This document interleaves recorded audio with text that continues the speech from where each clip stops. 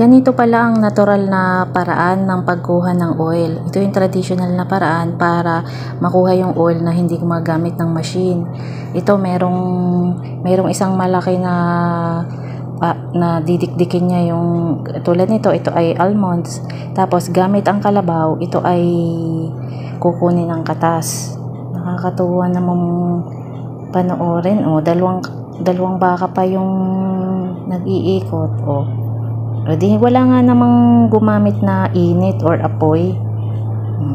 Natural na paraan. Nakuha yung langis mula sa almonds. Tapos ito na, ready na. 100% pure almond oil.